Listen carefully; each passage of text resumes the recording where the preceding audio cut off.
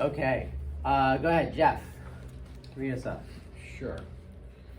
There are the names of the sons of Israel who came to Egypt with Jacob, each coming with his household: Reuben, Simeon, Levi, and Judah, Issachar, Zebulun, and Benjamin, Dan and Naphtali, Gad, and Asher. The total number of persons that were of Jacob's issue came to 70. Joseph being already in Egypt, Joseph died, and all his brothers, and all that generation. But the Israelites were fertile and prolific. They multiplied and increased very greatly, so that the land was filled with them. Okay, great. So here we have where it's listing the 12 children, the 12 sons of Jacob.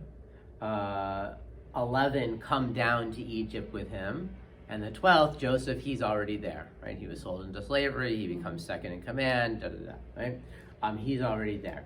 So here we have it. But it also says that the total number of people that came were 70, right? So if we were to go back into Genesis, and there was another section that we didn't, that I think I skipped over, in the end of Genesis 46, 8 through 27, you really get all the names. There she is. Hello. It's okay. Good morning. Good morning. Glad you. Well, we're glad you made it.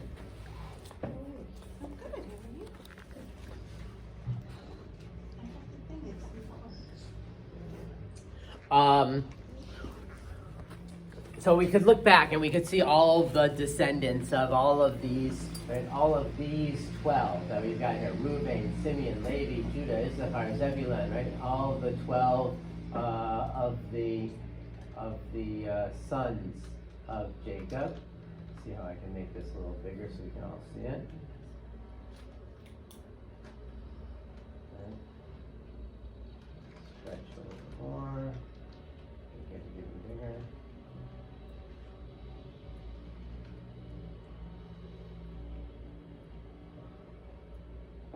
Not going to go anymore. Okay. So there they are in that generation. We're going to look specifically at one of those children, which is Levi, because that's the tribe that Moses comes from. So now let's jump to chapter 2, verse 1.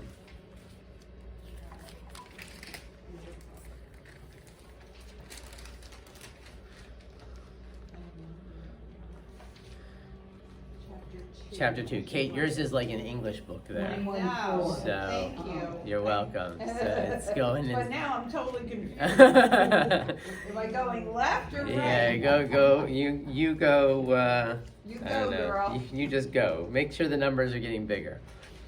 There it is. To a certain. Yeah. Certain match. It'd say chapter 2. Keep them. Oh, okay. So it is left to right. No, 5. Yeah. Oh, he put it down. He's like, This is an English book. Oh, it's an English book. It's an English book. So. Oh, there it is. Okay. Okay. All right. So it is left to right. Okay. Becky, go ahead and read that section. A certain man of the house of Levi went and married a Levite woman. The woman conceived and bore a son, and when she saw how beautiful he was, she hid him for 3 months. When she could hide him no longer, she got a wicker basket for him and caulked it with bitumen and pitch. She put the child into it and placed it among the reeds by the bank of the Nile. And his sister stationed herself at a distance to learn what would befall him. Okay, so we are fairly familiar with this story, right? Sounds like what I did when my son was born. You hit him, you just wouldn't let anybody near him. 25 years That's later, I still did not want to tell anybody. Right, so, but, what tribe? Levi, okay? A man from the house of Levi married a Levite woman, so married a woman from the tribe of Levi. So one of the questions that comes up in some things around, so this is do you marry within your tribe, or can you marry cross tribes, right? This is a big Um, question. what's that? This is a big question. Well, it's a big question, right? And part of it has to do with inheritance, right? That if you marry outside of your tribe, then where does the inheritance go to? And also later on, it'll come up in religious things around Levi and Kohen. We'll talk more about that. But that if a priest marries somebody who's not a priest, can the sanctified foods that are given to the priests be eaten by somebody who isn't from that tribe, right? So if a priest marries somebody who's not a Kohen, not from that line, can his wife now eat of that sanctified food? So that's some of the discussion that comes on later on. But here we see where a Levi marries a Levi, but also within that, and they have a baby, right? But we also find out that he's got a sister, right? So how does that work? Where this man and woman get married, they have a child, and then the sister looks out after it. Because women were not important then? Oh, men were very They were important. extremely important. Well, I mean, Well, but. If we're going chronologically, Right. right? If you're going chronologically, man, woman get married, they have a baby, and yet there's some other sister in the mix, Mhm. right? You're assuming that the boy, is the first child. He may not have been. He's obviously. Well, it's the first child that they talk about, right? Well, because But it was he's the a boy. boys who were going to be killed. Okay. The first son. Okay, so that's a possibility, right? Is that typically is that there are other instances where we don't talk about the women as Right, much, right? because The it's the girls as girl much. Who Okay. is going to be allowed to live. The midrash, the rabbis come in and they say that when Pharaoh decreed that the boys be killed, the Israelite men divorced their women, divorced their wives, right? And they said, why should we have children if they're just going to be killed, right? And it was Miriam, right? Is one of the midrash says Miriam comes to her father and says, "You're worse than Pharaoh." Right? Pharaoh is decreeing that all the boys be killed, and you're making it so that there are no children, whether boys or girls. And at that point, her father and her mother remarry, and Moses is born, right?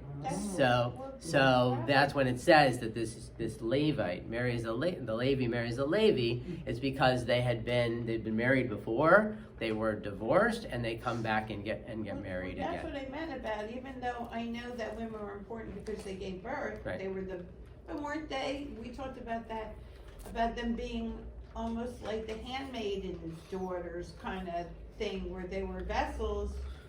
And here you're saying that, the men are just divorcing their wives. Right. Like they're not important.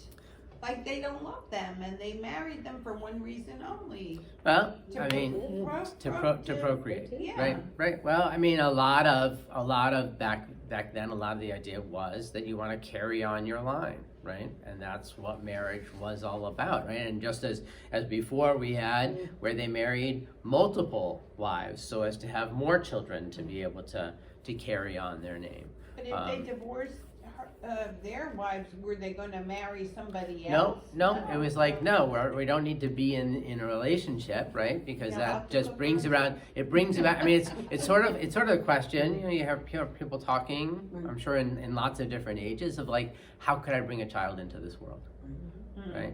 How could I do that right now, right? With X, Y, and Z going on, right? And the best way to avoid having a child in this world was, to not be married, right? It's hard to imagine that men would have given up sex completely. Yeah, I'm sure they It's did. yeah. I'm sure they didn't. Yeah. Yeah, but out of sex That's an comes interesting children. question, I mean, right? Yeah, no, they do, right? Yeah. Okay, moving ahead to verse 11. So we know the child got hidden and drawn out of the Nile. Just it's a little bit further. Verse 11 should be like that next page back. I mean, Kate. Anyway, let me just Oh. Not chapter 11, verse 11. Oh, verse verse 11. Verse 11. Verse 11. Verse 11. Yeah, Alright. Right there, right where you were. Alright, 11, where we stopped, you mean? I mean, we stopped at 4. Sometime after But, that. is right, how it starts. yeah. Alright, this is. we have to- Chapter 2, verse 11. I can't find it, let's see. Oh, wait, 5, 11, okay, Okay, got it. good. You want to read that, Kate? Sometime, that's where we're Yep. at, right? Sometime after, oh, Becky's still reading? No, go ahead, Kate. Oh. Sometime after that, when Moses had grown up, he went out to his kinsfolk and witnessed their labors. He saw an Egyptian beating a Hebrew, one of his kinsmen. He turned this way and that, and seeing no one about, he struck down the Egyptian and hid him in the sand. When he went out the next day, he found 2 Hebrews fighting. So he said to his offender, "Why do you strike your fellow?" He retorted, "Who made you chief and ruler over us? Do you mean to kill me as you killed the Egyptian?" Moses was frightened and thought, then the matter is known. When Pharaoh learned of the matter, he sought to kill Moses, but Moses fled from Pharaoh. He arrived in the land of Midian and sat down beside a well. Okay, so this is, Wait. go Okay. ahead. So Pharaoh's daughter adopts him, Yes. but somehow he still knows he's an Israelite? Right, so that's the interesting question is how does Right. that come about, Right. right? And feels an allegiance Right, right. to them. We don't necessarily know that he knows here. It does say he saw an Egyptian beating a Hebrew, one of his kinsmen. Yeah. Does that mean the fact is that it's one of his kinsmen, Oh. or that he knows that it's one of his kinsmen? Uh-huh. And there's not 100% certainty, right? I mean, you can play it out in both ways. Right. Does Moses act this way because he knows that this Egyptian is beating a Hebrew slave who's one of his, related to him on some level? Or does he kill the Egyptian taskmaster not knowing, right? And just knowing what's right and wrong, right? So you can sort of play it out and discuss it in both ways. There are some midrashim about, we saw it earlier, we skipped it, but earlier when Pharaoh's daughter draws Moses out of the water, Miriam steps in and says, "I know a woman who can nurse him," right? Right. So, and then they take the baby, and the baby's raised in some ways with his mother, right? His mother's nursing him, but his mother's, you can imagine, while she's nursing, she's also telling stories and talking and teaching and passing things along, and right? And nursing then meant maybe up till about 3 or so, right? It was a extended period of time. So it's a child who's sort of aware. Right. By the time he goes back to the palace, can be aware of what his family really was, right? So you get a little bit of both of it in the text. It doesn't necessarily say that he knows, but he very well might have. So he flees, right? He leaves, he goes to a well. Then what happens? Go ahead, continue, Kate. Now the priest of Midian had 7 daughters. They came to draw water and filled the troughs to water their father's flock. But shepherds came and drove them off. Moses rose to their defense, and he watered their flock. When they returned to their father Reuel, he said, "How is it that you have come back so soon today?" And they answered, "An Egyptian rescued us from the shepherds. He even drew water for us and watered the flock." So that's interesting that they perceive him as an Egyptian, right? Is that because they knew that's where he came from, right? And it doesn't have to do with tribal lines, right? But they could tell. Is he wearing Egyptian garb? Has he said, right? I'm Egyptian, right? Who knows, Or he right? could have just said, "I'm Moses," which is an Egyptian name. Moses is an Egyptian Oh, name. yeah. We see, right? Well, that's what He's in one of we the- saw, right? A little bit earlier. He probably wouldn't really say who he was. Maybe he was afraid to say who he was Right, because he's running away. right, Yeah. right. Yeah. Okay. Okay, go on. He said to his daughters, "Where is he then? Why did you leave the man? Ask him to break bread." Moses consented to stay with the man, and he gave Moses his daughter Zipporah as wife. She bore a son, whom he named Gershom. Gershom, for he said, "I have been a stranger in a foreign land." A long time after that, the king of Egypt died. The Israelites were groaning under the bondage and cried out. And their cry for help from the bondage rose up to God. God heard their moaning, and God remembered his covenant with Abraham and Isaac and Jacob. God looked upon the Israelites, and God took notice of them. Okay, so here's really, we're continuing on sort of Moses's, what's it called? There's a term that they talk about in comic books, that this is this, comic, the hero's, I don't want to say creation story, but there's a specific name for it, where we find out, how does he become who he is, right? It's not this, it's not that prequel, but right, where Peter Parker gets bit by a radioactive spider and becomes Spider-Man, right? So here we're finding out that same type of stuff around Moses, right? Yeah, there's a special name for it. Maybe it'll come to me. So in a minute, we're going to trace Moses' lineage, but we already know he's got a wife, Zipporah, and a son, Gershom, right? Let's now, chapter 6, verse 14. Exodus chapter 6. Before we go there. Go ahead. Chapter 3 says, "Now Moses, tending the flock of his father-in-law Jethro." When did he become Jethro from Reuel? Reuel. Yeah. There's about 4 different names that are used for this person. Reuel and Jethro are 2 of them. One of the understandings is, and I don't remember which way it is, one is sort of like his layperson name, and one is his, because he was a priest, so one is his honorific, right? But they come up in different times calling him different things. So we're at chapter 6. Chapter 6, verse 14. The following are the heads of the respective clans. The sons of Reuben, 14. firstborn Enoch, and Palu, Hezron, and Carmi. Those are the families of Reuben. The sons of Simeon, Jemuel, Jamin, Ohad, Jachin, Zohar, and Saul. The son of a Canaanite woman. Those are the families of Simeon. These are the names of the... Excuse me, where did she... Chapter 6, verse 14. Verse 14. I'm on verse 16 now. These are the names of Levi's sons by their lineage: Gershon, Kohath, and Merari. And the span of Levi's life was 137 years old.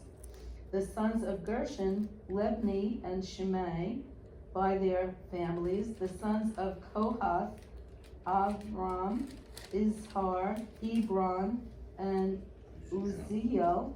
And the span of Kohath's life was 133 years.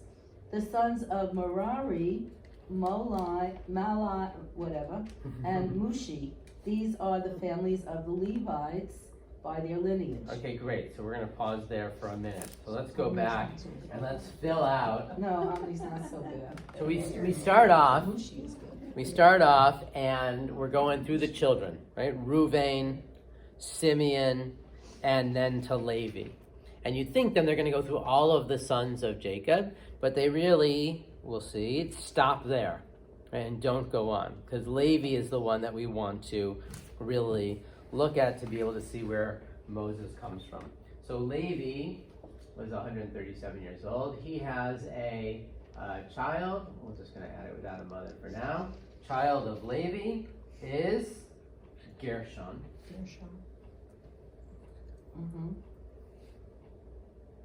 And that's male. I thought that was Moses. I had No. a child, Gershon. Gershom. This is Gershom. Oh, Yeah. sorry. slightly different. It sounds so. Okay, we're gonna go back to Levi and add another child. What's the second child's name? Libni? Nope, Livni is Gershon's kid. Kohath. Kohath and Merari. Like Ferrari. Oops. Oh, Kohath and Merari.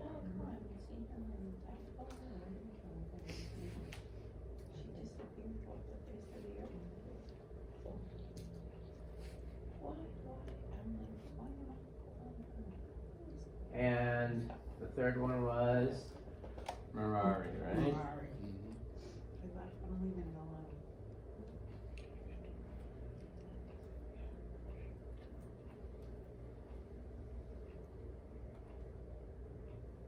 Okay, and then we learn about each of those. Sons of Kohath is Amram.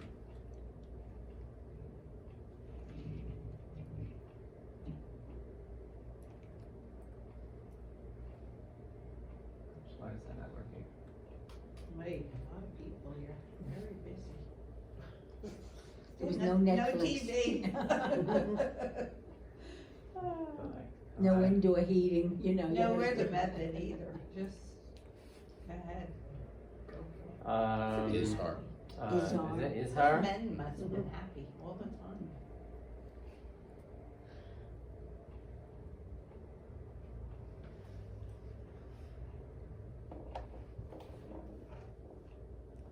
Hebron.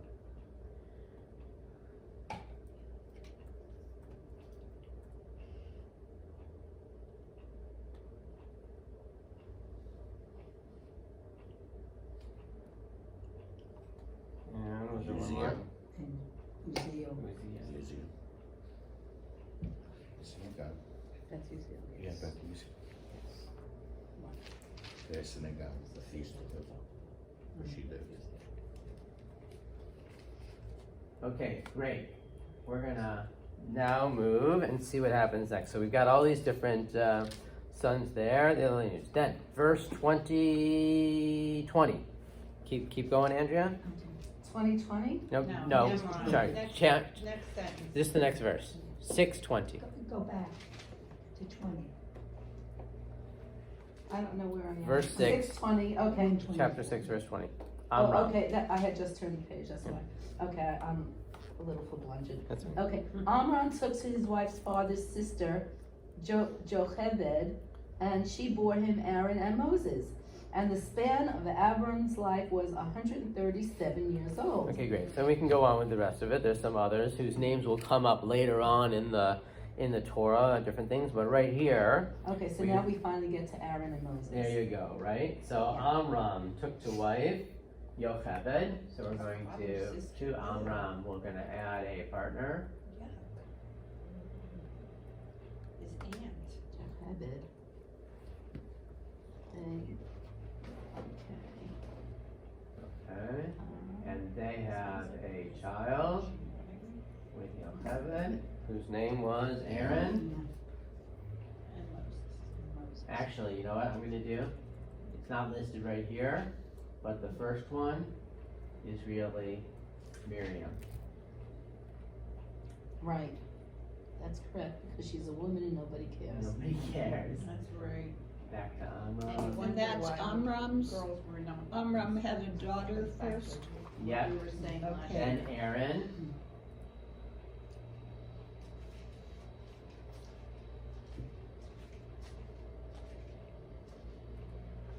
And Moses. And then the star of our show. So the Pharaoh's edict had not been issued when Aaron was born, Correct. so it came afterwards. That's right. Correct. There you go. Okay. Right. So Aaron had been born It's a before it detective happened. Miriam was certainly born before it happened. Yeah. I think we find out Aaron is like 3 Mm. when Moses is born. I see. Now that it was made aware to me, I've seen a lot of families this way. This is like our family, right? Girl, boy, boy. Right. And you see a lot of these pattern of girl, boy, boy families. So I call them Moses families because they're in the same pattern here. Because we have boy, boy, girl. Yeah. So what we see though, is Amram is coming from Levi, right? And we know, we talk about, and this is one of the things that I really want to make a point of, we talk about the Kohanim and the Levi'im, right? Nowadays, this is what we have in Judaism, our three tribes, if you will. You're either a Kohen, you're a Levi, or you're a Yisrael, right? And Yisrael means everybody else, because we don't know who's from the tribe of Dan or Judah or any of those others. And then there's the whole thing of lost tribes and blah, blah, blah, whatever else. Bottom line is you're a Kohen, you're a Levi, or you're a Yisrael. And that's all passed down by family lore. Now, sometimes, certainly, we have those names that we say, oh, if you're a Katz, you're a Levi, right? I mean, you're a Kohen. If you're a Levine, you're a Levi, right? If you're Cohen, you're a Kohen, right? I do know some Katzes who are not Kohanim, right? And a lot of that is that names at different times just got changed and assigned and things like that. So there are differences, and there are there's issues with just saying, oh, you're a Katz, that means you're a Kohen. Like, you can't blanket do that. But typically, in the family lore, it's sort of passed down, right? People know that their father, that their grandfather, and so forth. And it goes still to this day through the father, right? While Judaism says that the religion is through the mother, the tribal line is through the father. So Moses goes back. So Moses is a Levi. Aaron is a Levi. But then later on, Aaron is broken off to become the priest, the Kohanim. The first priest. The first priest. He's the first priest, right? And then all of them that come after him come from Aaron, right? So when we talk about the Kohanim, what we're really talking about is a subset of the tribe of Levi, right? When they're entering into the land later on, and they're going to divide up the land, and each tribe gets a portion of land. Levi doesn't get land, right? The Levites are in some ways subsumed into in each tribal area there's places for the Levites to live, right? And specifically around where the temple is going to be. But they don't have land like the other tribes. So what happens is we've got all these sons of Jacob, right? Levi, Judah, Simeon, Reuben, right? There's 12 sons. So a lot of times we say interchangeably 12 sons of Jacob, the 12 tribes of Israel.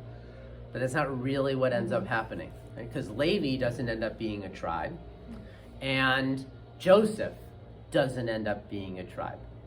And instead, Joseph's two sons, and this is coming up in this week's parsha, Joseph's two sons, Ephraim and Manasseh, they come in as additional tribes.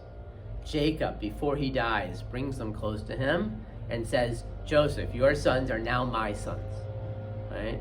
And they're going to be within that lineage there. Aren't those the two sons mentioned in the blessing to boys? Those are the two Shabbat? sons, right? Those are the two sons mentioned in the blessing. We can look at that, and you'll see that it really comes from this week's Torah reading. So let me go and find it quickly here in Vayechi. If you look in Genesis now, so we're going back to the earlier book, Genesis or Bereshit, chapter 48, let's start with verse 12. So Genesis 48.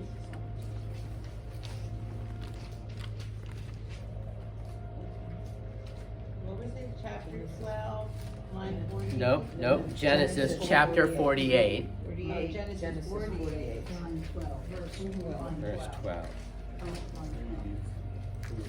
Okay, Joseph removed one son. Joseph then removed them from his knees. Right. Iris, you want to read it? Okay, Joseph then removed them from his knees, and bowed low with his face to the ground. Joseph took the two of them, Ephraim with his right hand to Israel's left, and Manasseh with his left hand to Israel's right, and brought them close to him. But Israel stretched out his right hand and laid it on Ephraim's head, though he was the younger, and his left hand on Manasseh's head, thus crossing his hands, though Manasseh was the firstborn.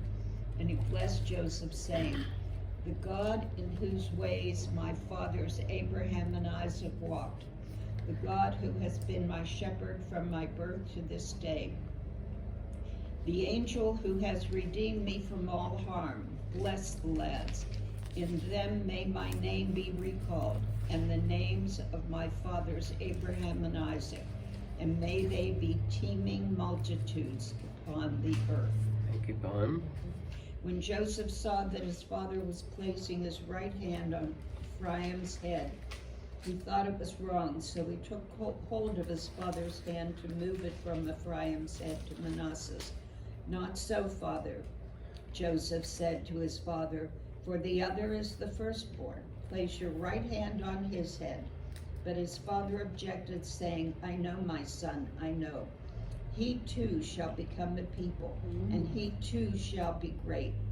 Yet his younger brother shall be greater than he, and his offspring shall be plentiful enough for the nations." Okay, let's pause there, and we'll get to the reason why we're looking at this section in a minute. But imagine this: Jacob's sitting, and Joseph brings in his kids and puts Manasseh here on Jacob's right-hand side, and Ephraim on the left-hand side, so he can go ahead and bless the children, but with the right hand on the oldest son's head, right?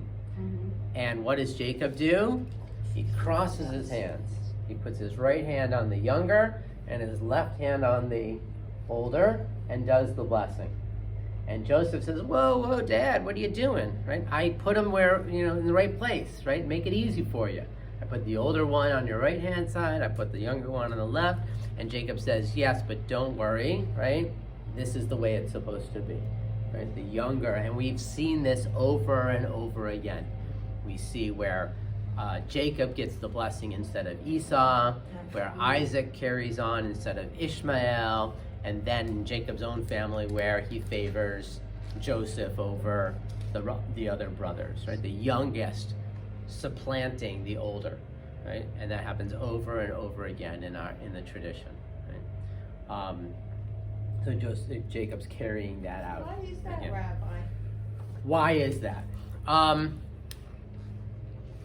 Is it, do they know something? Is it destiny? I mean. Yeah, I think that certainly you can always come up with a couple of different answers. I think one of the things is to look at it and say that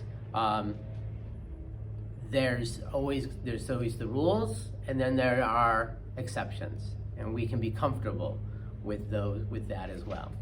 The other is that we, as Jews, right, see ourselves as the little guy, right? We're the underdog, right? I.e. the younger sibling.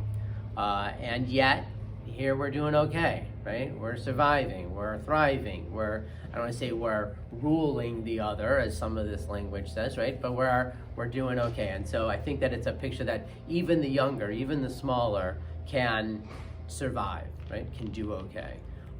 Because that's how we see ourselves as well. But I think too that it recognizes that there are differences in character and abilities, as we saw with Jacob and Esau, and that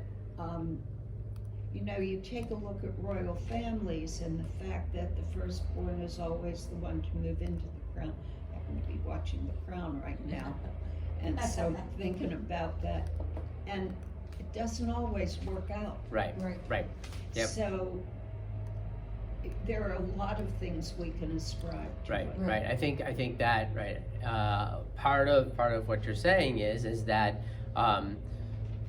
the oldest isn't necessarily the best equipped to do something, and also that you shouldn't be locked into a particular role just because of your birth order, right? And I think in Judaism, right, except for the fact that we still do on some level carry on the Kohen and Levi distinctions, for the most part, the idea is that everybody's equal, right? Everybody can attain, right? You want to be a rabbi, you can be a rabbi, right? It's not that you're born into it. It's not. I'm not a 10th generation rabbi because my father, grandfather, great grandfather, right? I'm a first generation rabbi, right? And I decided that I was going to do this, right? Anybody who wants to study, who wants to, right, to do what's necessary, can, in theory, right, attain that.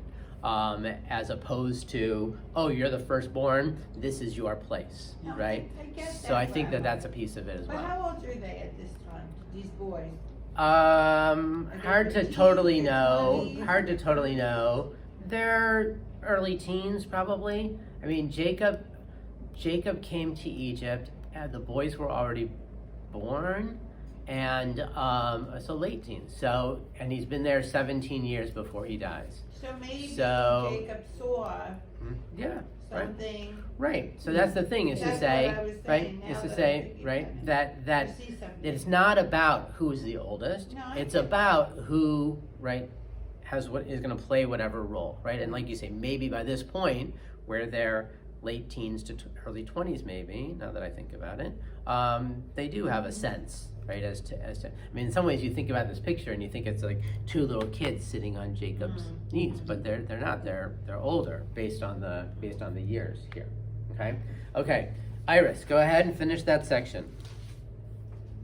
I know my son, so he blessed them. And Jacob.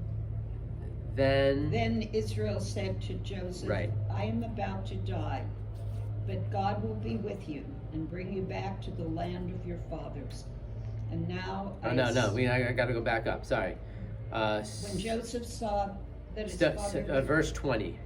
verse So he blessed them. 1, So he blessed them. So he blessed There you go. them that day, saying, By you shall Israel invoke blessing, saying, God make you like Ephraim and Manasseh. Thus he put Ephraim before Manasseh. Okay, so that's as Iris was saying, when boys are blessed, and it's partly you could say when parents bless their children, but also when at a brit milah, Right. all right, the rabbi or cantor might say this blessing, or at a wedding, it might be said. Whenever it's shared, the blessing for a boy is, may you be like Ephraim and Manasseh, right? It's in that order, right? Ephraim was younger, but that's how we say it, Ephraim and Manasseh. And the parallel, although not really parallel, is to the girls, may you be like Sarah, Rebecca, Rachel, and Leah. So the question is, why Sarah, Rebecca, Rachel, and Leah, the four matriarchs, and not the three patriarchs for the boys, right? Why don't we say to our sons, may you be like Abraham, Isaac, and Jacob? That's okay. Go ahead. So why do you think? Tell us about them. Tell us about, we don't know a whole lot. It's a good question, right? What do we know about Ephraim